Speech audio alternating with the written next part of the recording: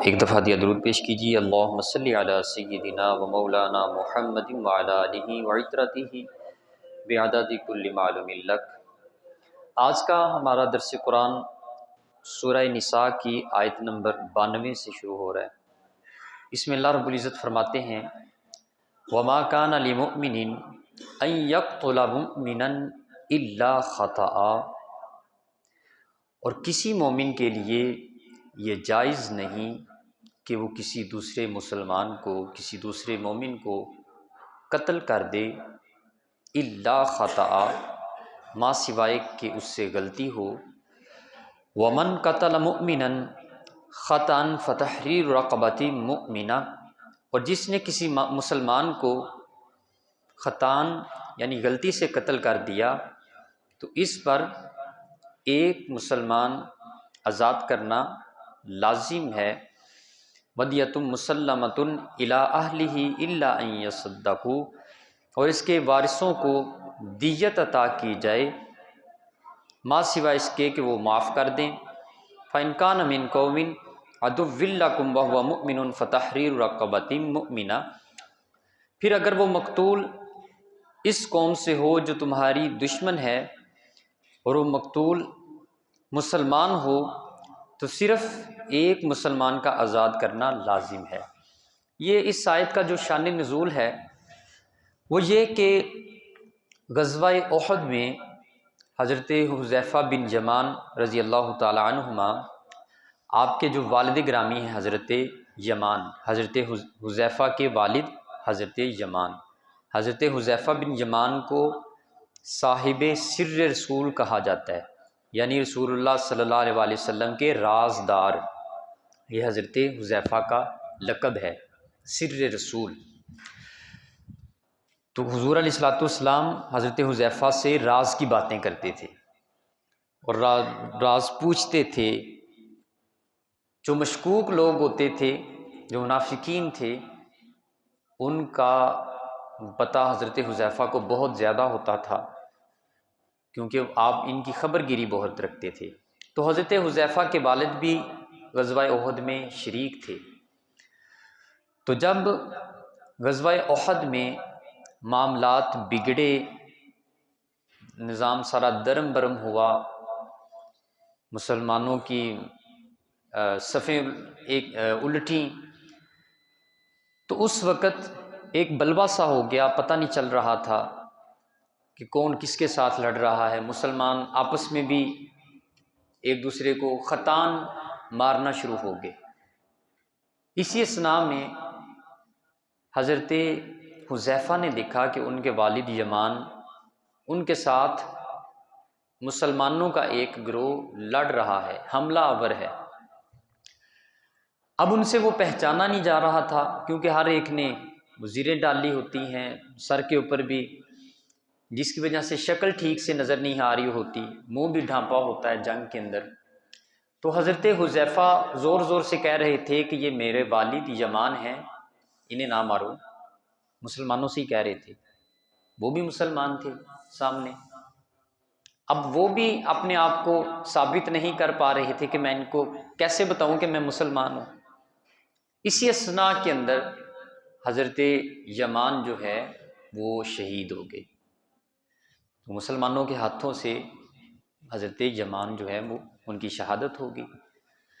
تو پھر یہ آیہ کریمہ نازل ہوئی کہ کسی مسلمان کے لیے، کسی مومن کے لیے یہ جائز نہیں کہ وہ کسی دوسرے مومن کو قتل کر دے مگر یہ کہ اس سے خطا ہو گئی ہو۔ اب خطا جو ہے یہ دو طرح کی ہوتی ہے۔ ایک خطا تو یہ ہے کہ جس میں ارادہ قتل ہی کا تھا، مارنے کا ہی تھا، لیکن جس کو مارا گیا وہ مراد نہیں تھا، وہ مقصود نہیں تھا، مارنا کسی اور کو تھا، مر کوئی اور گیا۔ جیسے یہاں پہ یہ معاملہ ہوا غزوہ احد میں کہ وہ لڑ تو مسلمان کافروں سے رہے تھے، لیکن حالات جو ہے وہ بگڑنے کی وجہ سے، معاملہ درم برم ہونے کی وجہ سے پتہ نہیں چلا، مسلمان ہی ان کے ہاتھوں شہید ہو گیا۔ ایک تو صورت یہ ہے۔ دوسرا، کوئی شکار کر رہا تھا، مارنا وہ جانور کو چاہتا تھا، لگ کسی انسان کو گئی، یہ بھی قتل خطا ہے۔ ایک قتل عمد ہوتا ہے، یعنی جان بوجھ کے قتل کرنا، اس کو قتل عمد کہا جاتا ہے۔ ایک قتل خطا جس میں غلطی سے کوئی بندہ مر جاتا ہے، اور قتل خطا میں جو ٹریفک حادثات ہوتے ہیں یہ بھی قتل خطا کے اندر آتے ہیں، یعنی اس سے اس کی مراد بندہ مارنا تھوڑی ہوتی ہے، وہ تو گاڑی چلا رہا ہے، تو اس کی وجہ سے جو مرتا ہے کوئی حادثے میں وہ بھی قتل خطا میں ہی شمار ہوتا ہے۔ اب جو قتل خطا ہے اس کی پھر قرآن نے کہا کہ دیت ادا کی جائے، اور اس کی جو دیت ہے وہ ہمارے نزدیک 100 اونٹ ہیں، 100 اونٹ اس کی دیت بنتی ہے قتل خطا کی۔ تو جو حادثات ہوتے ہیں یا کسی سے خطاً قتل ہو جاتا ہے تو ان قتل کرنے والوں کے اوپر، یعنی جس سے قتل ہوا اس کے اوپر 100 اونٹ دیت لازم ہوتی ہے۔ انسانی جان کوئی معمولی نہیں ہے۔ اب 100 اونٹ جو ہے وہ تقریباً کوئی شاید 2 کروڑ کے بنتے ہوں گے، 2 لاکھ کا ایک اونٹ ہے، تو 2 کروڑ ایک انسانی جان کی قیمت قرآن نے مقرر کی ہے۔ تو یہاں پہ اگر تو وہ کمزور ہے جس کا بندہ مر گیا تو اس کو 50,000 دے کے چھٹی کرا دیتے ہیں، وہ بیچارہ کیس کہاں بھگتتا پھرے، اس کے پاس پہلے تو کیس پہ لگانے کے لیے پیسے ہی نہیں ہوتے۔ جو کمزور ہوتا ہے اس کا کیس ہی نہیں دائر ہوتا، اس کی کوئی سنوائی نہیں ہوتی، نہ تھانے میں نہ عدالت میں۔ اتنا خوبصورت نظام ہے پاکستان کا۔ اور جو صاحب حیثیت بھی ہوتے ہیں وہ بھی اتنا جو ہے وہ اس کو معمولی سمجھا جاتا ہے، کسی پہ کہتے ہیں ٹھیک ہے۔ حالانکہ جو کمپنی کی گاڑیاں ہوتی ہیں اگر کسی سے قتل ہو اس کی دیت جو ہے وہ صرف ایک شخص کے اوپر لازم نہیں، یہ کہہ کہ جان چھڑا لی جاتی ہے کہ بندہ ماڑا ہے، چھڈو جی، ڈرائیور ایک ہے بیچارہ، وہ بھی آپ بھی تے روزی روٹی کمان نکلے، 50,000 وہ آپ مہینے کا کماندا، وہ کتوں دے اتنے پیسے، یہ کہہ کہ جان چھڑائی جاتی ہے۔ حالانکہ دیت جو ہے یہ اس ایک شخص پر لازم نہیں ہوتی، مارنے والے پر، یہ اس کے اگر وہ کمپنی کی ہے تو پوری کمپنی کے اوپر لازم ہوتی ہے۔ اب چھوٹی کمپنیاں یہ تو مگرمچھ ہیں، جو کمپنیوں کے مالک ہوتے ہیں یہ تو بڑے بڑے مگرمچھ ہیں، یہ تو استحصالی طبقہ ہے، مزدور کا جو خون چوستا ہے۔ اور دوسرا جو اگر کوئی ڈرائیور کمپنی کا نہیں بھی ہے ویسی ہی ہے تو اس کے قبیلے کے اوپر یہ دیت لازم ہوتی ہے، اس کے خاندان کے اوپر لازم ہوتی ہے، اس ایک شخص کے اوپر بوجھ نہیں ڈالا دیا۔ یہ تو ہماری خود ساختہ تعبیر ہے نا کہ اب اس کو کیا کہا جائے، اس کے پورے قبیلے عاقلہ، یعنی کہ جو باپ کی طرف سے اس کے رشتہ دار ہیں، باپ کی طرف سے جو رشتہ دار ہوتے ہیں ان کے اوپر یہ دیت لازم ہوتی ہے، اور انہیں چاہیے کہ وہ اس کی مدد کریں دیت ادا کرنے میں۔ اس کے بعد کہا فَمَن لَّمْ يَجِدْ فَصِيَامُ شَهْرَيْنِ مُتَتَابِعَيْنِ، سو جو شخص غلام یا باندی نہ پائے تو وہ مسلسل 2 ماہ کی روزے رکھے۔ یعنی یہ جو ابتدائی دور میں جو اس طرح قتل خطا ہوا اس کے اوپر دیت کے ساتھ ساتھ یہ بھی لازم قرار دیا گیا کہ وہ غلام آزاد کرے، اگر نہیں کر سکتا تو پھر وہ 2 ماہ کے روزے رکھے۔ توبۃ من اللہ، اور یہ کہ اللہ کی طرف سے توبہ کرے، اللہ کی طرف توبہ کرے، اللہ سے معافی مانگے۔ وَقَانَ اللَّهُ عَلِيمًا حَكِيمًا، اور اللہ بہت بڑا علم والا اور حکمت والا ہے۔ وَمَن يَقْتُلْ مُؤْمِنًا مُتَعَمِّدًا، یہ پیچھے بات ہوئی تھی جس سے غلطی سے قتل ہو گیا، اب بات ہو رہی ہے جس نے جان بوجھ کے کیا۔ وَمَن يَقْتُلْ مُؤْمِنًا مُتَعَمِّدًا، جو شخص کسی مسلمان کو قصداً جان بوجھ کے قتل کرے، یعنی ارادے کے ساتھ، اور جس کو قتل کیا اسی کا ہی ارادہ کیا، فَجَزَاؤُهُ جَهَنَّمُ، اس کی جزا جہنم ہے، خالداً فیہا، وہ اس میں ہمیشہ رہے گا۔ شرک کے بعد دوسرا سخت حکم قتل عمد کا ہے، جس نے کسی مومن کو قتل کر دیا، یہ خالداً فیہا، یہ شرک میں آتا ہے کہ وہ ہمیشہ جہنم میں رہے گا۔ نماز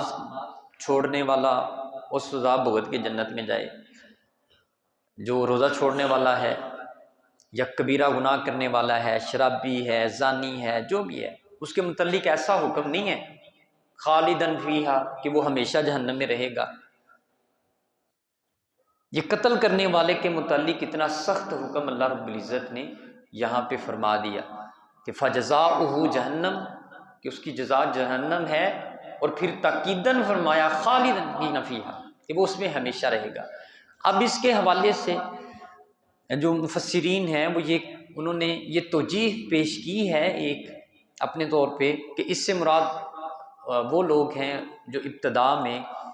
یوں غزوات کرتے تھے اور وہ کسی مسلمان کو یہ سمجھتے ہوئے مارتے تھے کہ شاید یہ منافق ہوگا، تو وہ مراد ہے، لیکن اس سے کوئی مطمئن نہیں ہوا۔ وہ مطلب اس تفسیر سے یہ تو ایک مفسر کی اپنی رائے ہے کہ اس نے اپنے طور پہ دی، لیکن قرآن میں تو یہ اس طرح واضح انداز میں یہ موجود ہے کہ اس کی جزا وہی ہے جو شرک کی ہے، خالدین فیہا کہ ہمیشہ وہ اس میں رہے گا۔ وغضب اللہ علیہ اور اس پر اللہ کا غضب ہوگا، ولعنہ اور اللہ کی اس پہ لعنت ہوگی، یعنی یہ قتل کرنے والے ہی کی جزا بیان کی جا رہی ہے کہ اس پہ اللہ کا غضب ہے، ولعنہ اور اللہ کی لعنت ہے، وأعد لہ عذابا عظیما اور اس نے اپنے لیے عذاب عظیم تیار کر لیا ہے، یعنی جو قتل کرنے والا ہے اس کی ایک جزا تو یہ کی کہ وہ جہنم میں ہے، پھر کہا کہ وہ ہمیشہ اس میں ہے، پھر کہا کہ اس پہ اللہ کا غضب جو ہے وہ برستا رہے گا، اور پھر کہا کہ اس کے اوپر اللہ کی لعنت برستی رہے گی۔ اب جو ہمارا جو سیاستدان طبقہ ہے، انہوں نے اپنے شوٹر رکھے ہوئے ہیں، 2 لاکھ دیتے ہیں بندہ مروا دیتے ہیں۔ سیاست جو ہے یہ تو لاشوں کے اوپر بیس کرتی ہے ہمارے پاکستان کے اندر، جس نے جتنا اوپر جانا ہوتا ہے وہ اتنی لاشوں کی ڈھیری بناتا ہے اوپر جانے کے لیے، تو اتنی معمولی جو ہے وہ انسانی جان اور مسلمان کی جان اتنی معمولی سمجھی جاتی ہے۔ تو اس میں ہمارے بڑے بڑے ادارے بھی ملوث ہیں، جو بھی ان کے خلاف ہلکا سا بولتا ہے اس کو مروا دیتے ہیں۔ ادارے، عام انسان نہیں، فرد کی بات نہیں ہو رہی، اداروں کی بات ہو رہی ہے۔ ادارے ایسا کرتے ہیں پاکستان کے، اس ادارے کے خلاف آپ بول لیں گے وہ مروا دیتے ہیں، مسلمان کو مروا دیتے ہیں۔ اور جو بم بلاسٹر ہیں، سوسائڈر ہیں، جو باندھ کے آتے ہیں بم، مسجد میں آ کے مار دیتے ہیں، مسجد میں بم چلایا 500 بندہ مر گیا، پشاور میں پچھلے دنوں ہوا، مسجد کے اندر ہوا۔ تو وہ کون سا قرآن پڑھتے ہیں؟ وہ اپنے آپ کو یہ جہاد سمجھ کے کر رہے ہوتے ہیں کہ ہم یہ جہاد کر رہے ہیں۔ مطلب قرآن کی یہ تعلیمات نہیں ہے، ان کا تعلق مذہب سے نہیں ہے، اسلام سے ان کا تعلق ہرگز نہیں ہے۔ حضور نبی رحمت صلی اللہ تعالیٰ علیہ وسلم آپ کے پاس ایک شخص آیا اور اس نے قتل کے حوالے سے پوچھا کہ قتل کی کیا سزا ہے، تو حضور علیہ الصلوۃ والسلام نے فرمایا کہ اللہ رب العزت قیامت والے دن سب سے پہلا سوال اس شخص سے کرے گا جس نے ناحق قتل کر دیا ہوگا، جس نے ناحق، اس سے اللہ رب العزت دریافت کرے گا۔ یعنی نماز جو ہے یہ تو ایک عام ہے، لیکن جس نے قتل کیا ہوگا وہ اسپیشل کیس ہوگا قیامت والے دن۔ اس سے پہلے نماز کا نہیں سوال ہونا، اس سے پہلے اس قتل کا ہوگا کہ زندگی خدا یہ کہے گا کہ میں نے دی تھی، زندگی تو میں نے دی تھی، اس کی جو موت ہے وہ میں نے مقرر کی تھی، اگرچہ مشیت اس میں اللہ رب العزت کی ہے، موت کا وقت اس کا وہی ہے، لیکن اس کی زندگی ختم کرنا گویا یہ شرک تھا کہ اللہ رب العزت نے اسے اپنی مرضی سے مارنا تھا، آپ اپنی مرضی سے مارنا شروع ہو گئے، اس لیے اس کی اتنی سخت سزا ہے کہ یہ شرک سے مطابقت رکھتی ہے۔ جس طرح کی شرک کی سزا ہے اسی طرح قتل کی سزا ہے کہ یہ شرک سے ملتا جلتا فعل ہے کہ اللہ رب العزت کی مشیت میں ہے، اللہ رب العزت کے قبضے میں ہے انسان کی جانیں، تو جب تک چاہے کسی کو زندہ رکھے۔ تو گویا کسی انسان کو مار دینا خود خدا ہونے کا دعویٰ ہے کہ اس کی زندگی اور موت کا فیصلہ میرے ہاتھ میں آ گیا۔ فرعون کا یہی دعویٰ تھا، نمرود کا یہ دعویٰ تھا۔ تو اگرچہ وہ کسی شخص کو قتل کرنے والا منہ سے خدا ہونے کا دعویٰ نہیں کر رہا، اس نے فعل سے خدا ہونے کا دعویٰ کر دیا۔ اس کے بعد کہا یا ایھا الذین آمنوا اذا ضربتم فی سبیل اللہ فتبینوا، اے ایمان والو جب تم اللہ کی راہ میں جہاد کے لیے جاؤ، فتبینوا تو خوب تحقیق کر لو، یعنی یہ تحقیق کرنی ہے کہ سامنے والے فریق جو ہیں یہ کافر ہی ہیں یا منافق ہی ہیں۔ ولا تلقوا لمن القا الیکم السلام لست مؤمنا، اور جو تم کو سلام کرے اس سے یہ نہ کہو کہ تو مسلمان نہیں ہے۔ تبتغون عرض الحیات کی دنیا، تم دنیاوی زندگی کا سامان طلب کرتے ہو، فعند اللہ مغانم کثیرہ، تو اللہ کے پاس بہت غنیمتیں ہیں۔ کذالک کنتم من قبل فمن اللہ علیکم فتبینوا، اس سے پہلے تم بھی اس طرح تھے پھر اللہ نے تم پر احسان فرمایا۔ فتبینوا خوب تحقیق کر لیا کرو، ان اللہ کان بما تعملون خبیرا، بے شک اللہ تمہارے سب کاموں سے خبردار ہے۔ اس حوالے سے حضرت مقداد بن اسود بیان کرتے ہیں کہ انہوں نے کہا یا رسول اللہ صلی اللہ علیہ وسلم یہ بتائیے کہ میرا کسی شخص سے، کسی کافر سے مقابلہ ہو، لڑائی ہو، اور وہ مجھ سے مسلسل لڑتا رہے اور تلوار سے میرا ہاتھ کاٹ دے، پھر وہ مجھ سے بچنے کے لیے ایک درخت کی آڑ میں چھپ جائے اور میں اس کو پا لوں، جب اس کے سر پہ پہنچ جاؤں تو وہ شخص کلمہ پڑھنا شروع کر دے، تو اس کو مار دوں یا چھوڑ دوں؟ حضور علیہ الصلوۃ والسلام نے فرمایا کہ اس کو چھوڑ دو، اس کو نہ مارو۔ تو عرض کی کہ یا رسول اللہ صلی اللہ علیہ وسلم میرا تو وہ ہاتھ کاٹ چکا ہے۔ تو فرمایا کہ تم اس کا معاملہ اللہ کے سپرد کرتے ہوئے اس کو چھوڑ دو، اگرچہ آپ کو یہ بھی لگ رہا ہے کہ یہ جان بچانے کے لیے اب کلمہ پڑھنا شروع ہو گیا، اس کو بھی مارنے کی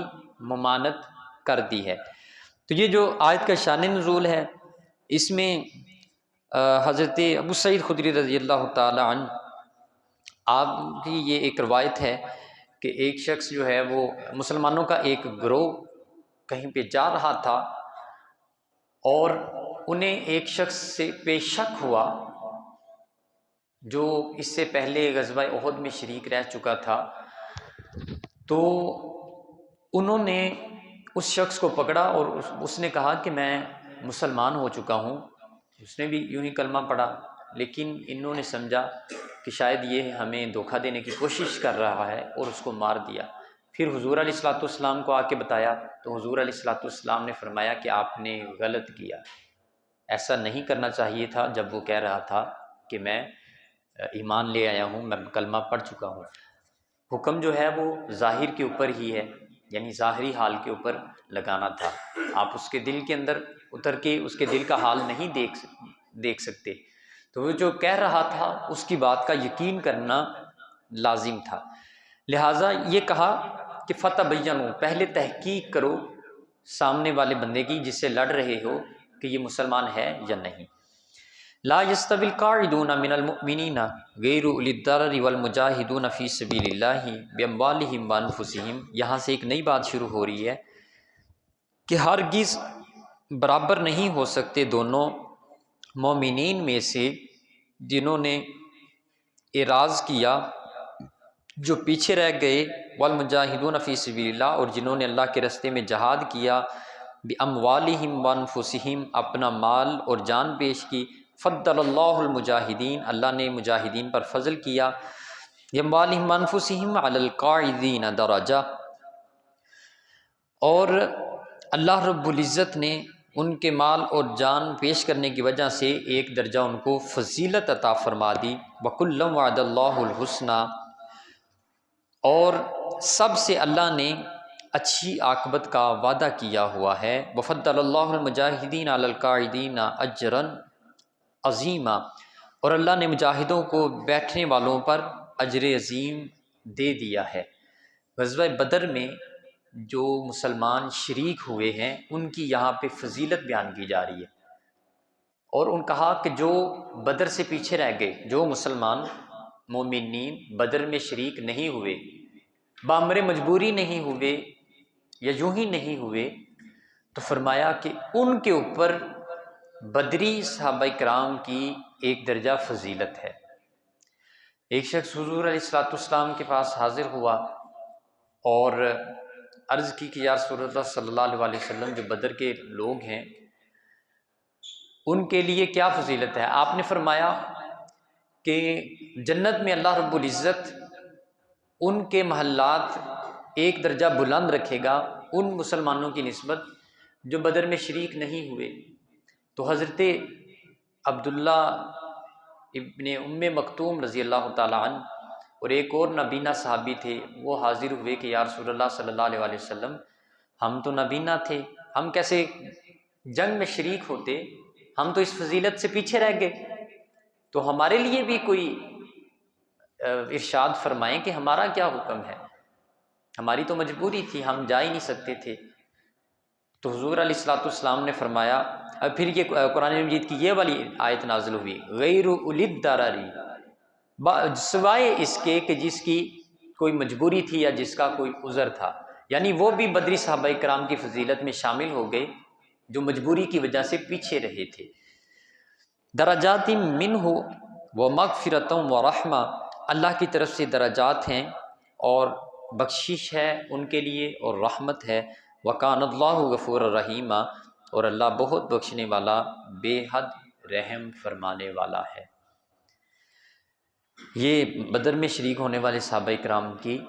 فضیلت کو اللہ رب العزت نے یہاں پہ بیان فرمایا۔ سیدنا صدیق اکبر رضی اللہ تعالیٰ عنہ آپ کے دور میں یہ طے پایا تھا کہ جو بدر میں شریک ہوئے ہیں صحابہ کرام، اب ان سے ہم نے دوبارہ کوئی خدمت نہیں لینی، یعنی ان سے کوئی لڑائی میں ان کو شامل نہیں کرنا، یہ بس برکت کے لیے ہیں، یہ بڑے برکت والے لوگ ہیں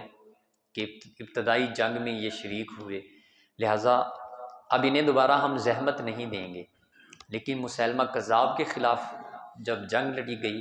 تو اس کے اندر بدری صحابہ کرام نے پھر سے شرکت کی، جو جھوٹے نبی کے خلاف لڑی جانے والی جنگ تھی، جنگ یمامہ اس کو کہا جاتا ہے۔ اس میں 1200 صحابہ کرام شہید ہوئے تھے۔ حضور علیہ الصلوۃ والسلام کی پوری زندگی میں 289 صحابہ کرام غزوات میں شریک ہوئے ہیں، لڑتے ہوئے، 300 بھی پورے نہیں ہیں، 350 صحابہ کرام شہید ہوئے ہیں اتنی ساری جنگوں میں۔ اس جنگ یمامہ ایک میں 1200 صحابہ کرام نے اپنی قربانی پیش کی۔ یہ ختم نبوت کا اتنا حساس معاملہ ہے۔ دعا ہے جو کچھ بھی آج ہم نے پڑھا سنا سمجھا، اللہ رب